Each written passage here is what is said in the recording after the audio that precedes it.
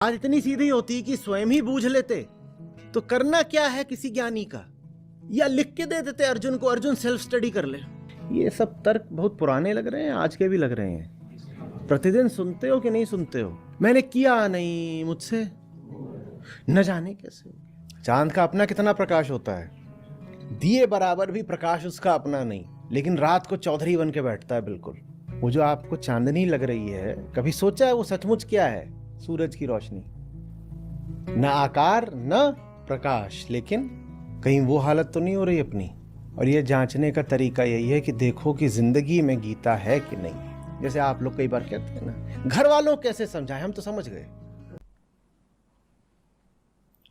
आपका समाज इतने गलत मूल्यों और आदर्शों पर चलता है, जान ले लेता है जवान लोगों की।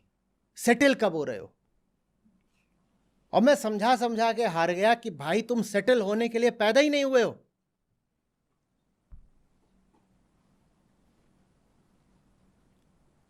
लेकिन इतना समझाने के बाद भी बाहर तो छोड़ दो, जो आसपास है इर्द गिर्द वो भी सेटलाए जा रहे हैं, बेताब है बिल्कुल कि सेटल कैसे हो जाएं। तब इधर उधर जाके हाथ पांव मारना, इधर उधर सबको इकट्ठा करना, माँ बाप दुनियादारी। सेटल होने का तो देखना पड़ेगा ना कुछ। हम कोई यूपीएससी कोचिंग तो चला नहीं रहे कि तुमको तरीके बताएं इंटरव्यू पार करने के। यहाँ तो सच का सौदा है, तो मैं फरेब तो सिखा नहीं पाऊंगा।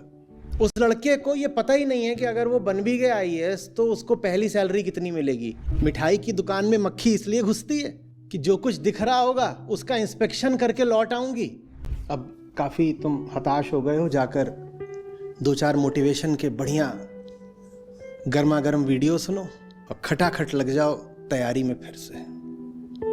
और ये जो हमारी पूरी बातचीत हुई है, इसको ऐसे भुला देना जैसे कभी हुई ही नहीं। कभी मैं भी तुम्हारी ही हालत में था।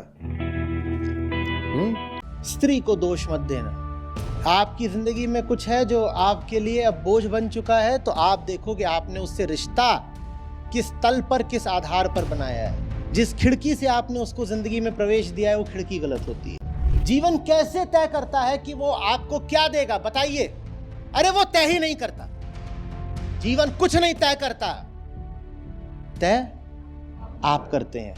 2 खिड़कियां आपके घर में, तो आपको तो अपने घर की खिड़की खुद ही खोलनी पड़ेगी। और उसको खोलने के लिए हमने कहा, या देवी सर्वभूतेषु शक्ति रूपेण संस्थिता। मुस्कुराती हुई बेहोश कामिनी, और उसके चारों तरफ सोना लटक रहा है, और कपड़े उसको ऐसे निश्चित रूप से पहनाओ, कुछ डीप कट के कि थोड़ा सा